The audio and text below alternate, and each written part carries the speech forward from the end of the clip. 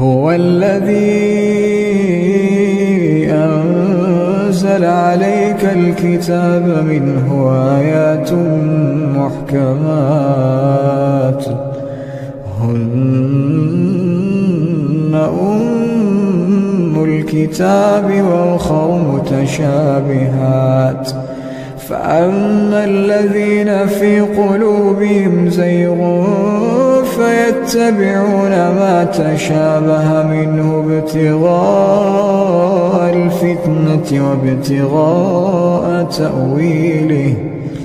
وما يعلم تأويله إلا الله والراسخون في العلم يقولون آمنا به كل من عند ربنا وما يذكر إلا